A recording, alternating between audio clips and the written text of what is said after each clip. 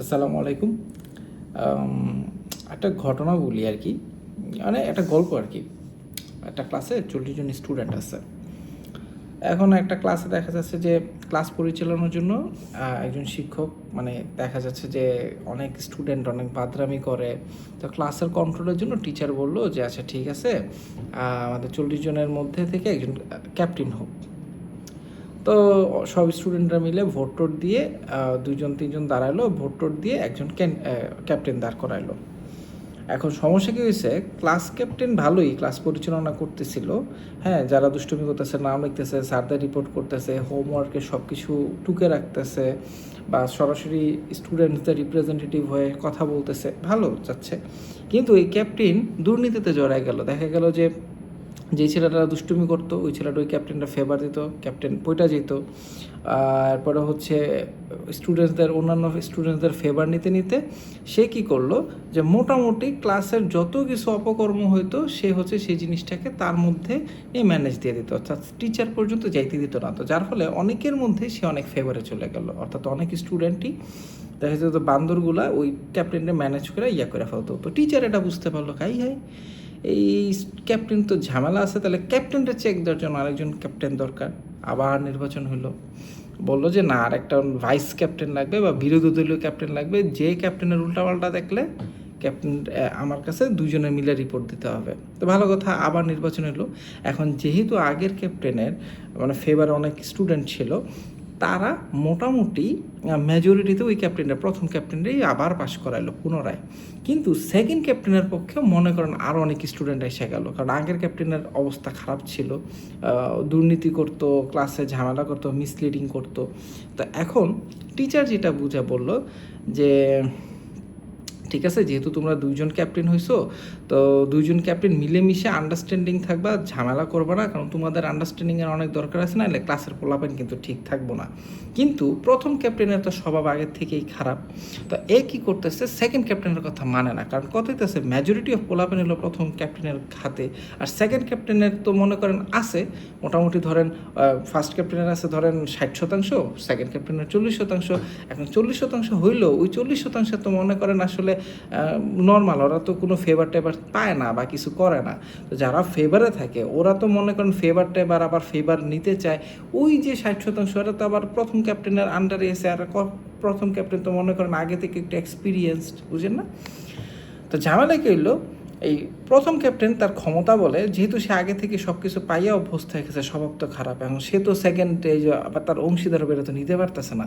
তখন কী হলো, এই জ্ঞান ব্যান, এই ক্লাসের এই সমস্যা, এই বুঝবাজ দিয়ে টিয়ে আসল যে সমস্যাটা, মানে সে তার ফেভারটাই চাইলো, সেকেন্ড ক্যাপ্টেনও হচ্ছে চাইতেছে যে না তুমি এটা এমনি করতে পারবে না। হ্যাগো গ্যারা করলে দেখা গেল কি জানেন, এই যে ক্লাসের যে পোলাপেনগুলো ছিল, এই পোলাপেনগুলো এই উশৃঙ্খলের জায়গায় উশৃঙ্খল হলো, ক্লাসের জায়গায় ক্লাস ওই আগের মতো হলো, টিচারের মাথায় হাত পড়ে গেল, টিচারকে দেখে আই হায় এ কী হইলো। তো বাংলাদেশে আসলে বর্তমানে সেম সিচুয়েশন। প্রথমত আসলে সাধারণ মানুষ হিসেবে আমি বলতেছি, এটা এমন না যে রাজনৈতিক কোনো প্রেক্ষাপটে, আমি একটা সিচুয়েশন জাস্ট চিন্তা করতেছি, সেটা আপনাদের সাথে জাস্ট শেয়ার করা। এগুলোর পিছনে একটা রিজন কি দেখেন, বাঁচবার কয়দিন, সবাই আমরা মারা যাব, কিন্তু আমরা আমাদের সঠিক বা ভুল এগুলার ব্যাখ্যাগুলা দিয়ে যাওয়া দরকার। যেটা সঠিক সেটাকে সঠিক বলা উচিত, যেটা ভুল সেটাকে ভুল বলা উচিত। কারণ কি, ইতিহাস হয়তো বা আমরা চলে যাব, কিন্তু ইতিহাস থাইকা যায়। আমরা যদি নীরব থাকি, সে আমাদের নীরবতাই হচ্ছে সবচেয়ে বড় সমস্যা। আমরা যদি খারাপের সময় নীরবতা থাকি, তার মানে আমরা সেটাকেই সাপোর্ট করতেছি। সো যেটা সত্যি সেটাই বলা উচিত, ভুল হলে সেটা সংশোধনেরও দরকার আছে।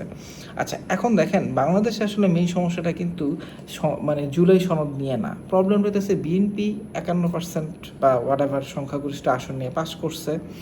এখন তারা তাদের ক্ষমতা, যে পূর্ণ ক্ষমতা যেটা, সেটাই চায়, যেটা আমরা মোটামুটি সবাই বুঝতেছি। জামাত চাইতেছে যে না, ক্ষমতার একটা সুষ্ঠু বন্টন হোক এবং এটা যত দ্রুত হোক। এনসিপি মাঝখান দিয়ে চিন্তা ভাবনা করতেছে, গ্যারান্টি কই আসলে কী হইতে চাইতেছে, আমরা যে এত আন্দোলন করে ঝামেলা করে যে এই যে হাসিনা সরকারের যে ফালাইলো, এখন কী হয়ে গেল, কিছুই তো হইলো না, তাই না? মানে এটা আদৌ ভালো কিছু হইব কি না, বা আমরা যে সংস্কারটা চাইছিলাম, এই যে হাবিজাবি ওয়ার হয়েছে, এই যে 70-71 সালের পর থেকে যে এই যে হাবিজাবি ওয়ার হয়েছে, এগুলোর তো একটা সলিউশন দরকার। তাই না?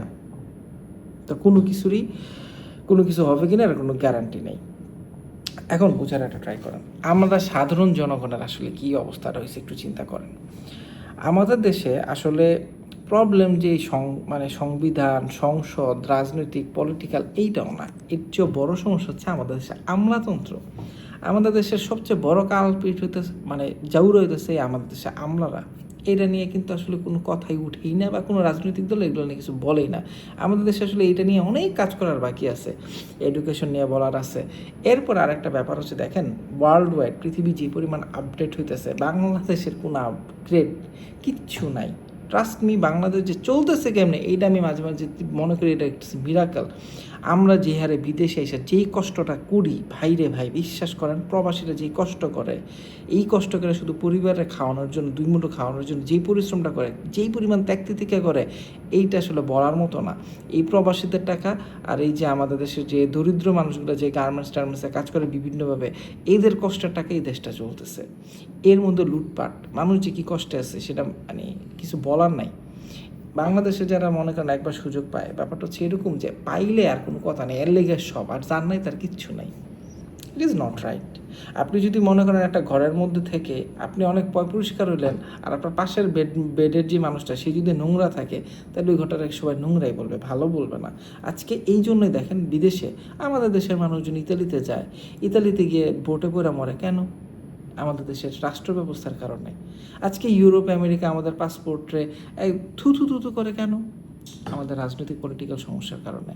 তারপর ধরেন এই যে মিডল ইস্টে আমাদের যে কী অবস্থা, আপনি দেখেন এই ভারত পাকিস্তানের চিন্তা করেন, ওরা আমাদের চেয়ে ওয়ে বেটার আছে। আমরা যদি ওদের নিয়ে বলিও, আমাদের চেয়ে ওরা ভালো অবস্থানে আছে। আমাদের এই অবস্থা কেন? আমাদের এডুকেশন ব্যবস্থা নিয়ে এত কথা বলে কেন? বিশ্বাস করেন ভাই, বাংলাদেশ এডুকেশন সিস্টেমের সমস্যা না, প্রবলেমটা হচ্ছে আমরা আসলে কীভাবে সেই জিনিসটাকে রিপ্রেজেন্ট করতেছি। আপনি চিন্তা করেন, এই যে বর্তমানে যে প্রবাসী কল্যাণ উপমন্ত্রী যে ভিপি নুরে দাঁড় করেছে, সে তো ইংরেজি বিভাগের স্টুডেন্ট, তার ইংরেজির অবস্থা দেখছেন, কোয়ালিটি দেখছেন তার। একই ডিপার্টমেন্টে তো আরও অনেক ভালো স্টুডেন্টও ছিল। এগুলা অনেক ভাই পার্থক্য আছে, বললে অনেক কিছু বলার আছে, এগুলো নিয়ে আস্তে আস্তে বলবো আমি আশা করি। আসলে বলা বলতে কি, এটা জাস্ট আপনাদের শেয়ার করা। যদি আমার ভুল বলতে থাকে অবশ্যই আপনারা আমাকে বলবেন, সমস্যা নেই, আমি শুনতে চাই, আমিও জানতে চাই, আরও জানতে চাই। তবে এখন ঘটনা যেটা হয়েছে দেখেন, এখানে পুরো ব্যাপারটা হচ্ছে দুই পক্ষের রাজনৈতিক চিন্তাভাবনার থেকে এখানে জনগণের যে একটা স্বার্থ আছে। এটা খুব সিম্পল একটা ব্যাপার। দেখেন, একটা দেশের প্রধানমন্ত্রী ছিল, সে চলে গেছে, তার ফালাই দেওয়া হয়েছে, যেটা একটা অসাংবিধানিক কাজ। যেটা দেশের জনগণ অসাংবিধানিক একটা কাজ করছে। ছাত্র জনতা চাইছিল এই সংবিধান এবং রাষ্ট্রপতি সরানোর জন্য, কিন্তু দেখেন এখানকার বড় একজন স্টেক হোল্ডার ছিল বিএনপি। তো বিএনপির জন্য সেটা পারে না অনেক ক্ষেত্রে। বিএনপির তো নিজের রাজনৈতিক এজেন্ডা আছে, গত 17 বছরের জ্বালা আছে। তো কি হইলো? কিছুই করতে পারলো না। ওই পুরোনো সংবিধান, এটা তা ভাই, এই পুরোনো সংবিধানটা তো হয় না। বেসিক্যালি সংবিধানের অনেক ব্যাপার আছে। এই যে সালাউদ্দিন আহমেদ যা হিসেবে এক ব্যাগ করে রে ভাই, এসব কি পণ্ডিত ভাই, এর চেয়ে বহুত পণ্ডিত মানুষ রাস্তাঘাটে পড়ে আছে। তো যাই হোক, এগুলো কোনো কথা না। কথা হচ্ছে ওনারা দেশের ক্ষমতায় গেছে, কেমনি কি গেছে না গেছে এইসব জানার বিষয় না, বললেও লাভ নেই। আমাদের দেশে আসলে মেজরিটি অনেক মানুষ আছে মূর্খ, এরপর পলিটিক্যালি অন্ধ, নাইলে এইসব ধরনের মানুষজন আসলে জায়গা পায় না। আরেকটা কথা হচ্ছে কি জানেন, আপনারা যে বলেন উন্নত বিশ্ব এমনি হয় নাই। আপনি আমাকে এটা দেখেন তো, ইউরোপ, আমেরিকা কোন একটা রাষ্ট্রনেতা হচ্ছে দুর্নীতি করে অন্য দেশে পলানো লাগছে? এখন অজ্ঞ দেশে এমনি উন্নতি হয় নাই। ওরা হইতে পারে অন্য দেশের হোগায় আঙুল দেয়, কিন্তু নিজের দেশের মানুষের লোকে বেইমানি ওরা করে না, ওরা কেউই করে না। ইউরোপ, আমেরিকাতে একজন পলিটিক্যাল লিডার কখনোই দুর্নীতির দায়ের জন্য কারো পাশে খুব একটা যাইতে আমি শুনি না বা দেখিও না। ওরা যেমনই হোক, খারাপ হোক যেমনই হোক, অত দেশের মানুষের জন্য ওরা ঠিকঠাক আছে। ওরা দেশের মানুষের ব্যাপারে ওকে পলিসি সবসময় ঠিকঠাক। আমগো দেশে তো কোনো সিকিউরিটি নেই, মাথা নষ্ট। আপনি একটা জিনিস চিন্তা করেন, একটা পড়াশোনা আমাদের দেশে অনেক জনবহুল মানুষ, প্রচুর মানুষ। তারপরে প্রপার এডুকেশনটা কি, অ্যাপ্লাইড এডুকেশন দরকার। আমাদের দেশে আসলে অ্যাপ্লাইড এডুকেশন কি, আমরা যে পড়াশোনা যে করি কীভাবে কী করি, এটার রেপ্লিকেশনটা কি নাই, রিফ্লেকশন নাই। এটা করার জন্য যে জায়গাগুলো দরকার ছোট থেকে, এগুলো তো মানে ভাই, এগুলো পারিপার্শ্বিক অবস্থা এবং যে একটা গাঠনিক অবস্থা কে করে? গভর্নমেন্ট করে, কারণ গভর্নমেন্টকে সবাই একটা সেই ক্ষমতা দেয়। আমাদের দেশের গভর্নমেন্ট হচ্ছে ক্ষমতা পায়া কি করব, নিজের পুরো ক্ষমতা নিজের মতো করে সব জায়গায় সব নিজের মতো করে পাবলিক সেট করব, জি হুজুর জি হুজুর, জি রাজা করো। এই যে পুরনো যে একটা স্ট্যান্ডার্ড দাঁড় করায় আছে, এই স্ট্যান্ডার্ডটা তো এখনও জিয়ে রাখতে যাচ্ছে। তা লাভটা হইলো কি? মানুষ আসলে কী চাইছিল এই জায়গা থেকে সরতে। আপনি একটা চিন্তা করেন, জুলাই সনদ আসলে আহামরি তেমন কিছুই না, শুধু বলছে যে প্রধানমন্ত্রী এত আজীবন থাকতে পারবে না, বা একটু লিমিটে আসেন, ক্ষমতা এইভাবে অপব্যবহার আপনারা করেন, একটু ক্ষমতার লিমিটে আসেন, সবাই মিলে ভাই সবাই ঝিলঝল করে খান। বিরোধী দলের উপর আমাদের দেশে যে অত্যাচার নির্যাতন হয় এগুলোর জন্য না হয়। বিএনপি তো নিজে বহুত অত্যাচারের হয়েছে, যেই হালে মায়ের খেয়েছে বিএনপি, মায়ের দেওয়ার যোগ্যতা আছে, আমি তো দেখি নাই বিএনপির। তাও যাই হোক ক্ষমতায় আইসে, কেমন বড় বড় অনেক বুলিয়া ওরায়, ইতিহাস তো এগুলো জানে। আর জামাতের কথা কোনো, ওরাও তো কম মায়ের খায় নাই, কত নেতা ফাঁসি দেখেছে, কি হয়েছে? তারপরেও জামাতের হিসাব আর ধরা, আসলে রাজনৈতিক দল কম, সামাজিক সংগঠন বেশি। এনসিপি তো হবাই আইছে, কথা সেটা না। কথা হচ্ছে পলিটিক্স যারাই করে, বাংলাদেশের অসুস্থ পলিটিক্স আসলে আমাদের জন্য ভালো না। আর আমাদের দেশে আইলসা, কাম কাজ নাই, সবচেয়ে মাথায় সমস্যা ডিস্টার্ব মানুষগুলোই আসলে পলিটিক্সে আসে। ভালো মানুষ আসলে কমই আসে আমার যা মনে হয়। তো যাই হোক না কেন, এই জুলাই নিয়ে যা হচ্ছে, যে ফরমেশন, আল্লাহ জানে কি হবে। তবে দেশে, বাংলাদেশের সামনে সমস্যা আরও বড় আসতেছে। এই যুদ্ধ বিগ্রহের কারণে আমাদের যে জীবন কই গিয়ে নামবে এক আল্লাহই ভালো জানে। তা আমি মনে করি আমাদের সবারই উচিত এই পলিটিক্যাল পাবলিকগুলারে, না এরাও বুঝে, এরাও বুঝার পরে এমন কেন করে আমি বুঝি না। শুধু আমার আফসোস এইটাই যে এরা যেন একটু, আল্লাহ যেন এদের হেদায়াত দেন আর কি। মানে সামনে আরও সমস্যা আছে, ওই সব মানে সংস্কার তো দরকার অবশ্যই। দেশের একটা এই মানে এই যে সংবিধান, কনস্টিটিউশনাল যে একটা রিফর্ম, যেটা যেমন দরকার, তেমনি আসলে বাকি সব কিছুতে সবারই না একমত হওয়া দরকার। সব পন্দাবন্দি না লাগায় নিজের পাওয়ার, মানে বিএনপি করতেছে 11%, 51% আমি পায়ে গেছি, কি আমি হনুরে, এই যে এইসব ধরনের ব্যাপার স্যাপার, স্বাধীন এটা সেটা, এগুলো করতে গিয়ে যে আসলে আপনারা দেশের যে 12টা বাজাবেন, প্লিজ আপনারা, আল্লাহ আপনাদের একটু বুঝগান দিক। জামাতেরও মানে আসলে সবার একটা আন্ডারস্ট্যান্ডিং আসলে এখানে হওয়া দরকার। আইনও যেমন দরকার আছে, আপনারা এইগুলা রাইখা টিকা দিচ্ছেন, আইনও যেমন দরকার আছে, মানুষের জনমতেরও একটা দরকার আছে। কারণ দিন শেষে ওই ক্লাস ক্যাপ্টেনগুলো আপনার স্টুডেন্টরাই বানাইছে, জনগণই আপনাদের হেনে বসাইছে। তো জনগণের ইচ্ছাটাকে প্রায়োরিটি দেওয়া ম্যাটার করে। আর ফরমেশনগুলো খারাপ কিছু না, শুধু আপনাদের ক্ষমতাটা কমবে, এইটাই আপনাদের এই জ্বালায় নিতেছে না। বাংলাদেশে এমন অবস্থা, একটা সরকারি অফিসে যান, যারা চাকরি বাকরি করে আমাদের, এরা খালি কার কী হয়েছে, কার ঘরটা বড়, কার চেয়ারটা বড়, কার টয়লেট আইয়া, এইসব নিয়ে তাদের আলোচনা বেশি। তাদের কাজ যেমন হয় তেমনি বাংলাদেশের সরকারেও এরা হাবিজাবি উন্নয়নের কথা বলবো, কিন্তু কাজের কাজ কিচ্ছু হয় না। যদি হইতোই তাহলে দেশের এই অবস্থা হইতো না। যাকগে, এটা বলার ব্যাপারটা কি, এটা একটা দুঃখ যে আমাদের দেশের সাধারণ মানুষ খেটে খুঁটে এত কষ্ট করে কিসের জন্য? নিজের সেফটি সিকিউরিটির জন্য।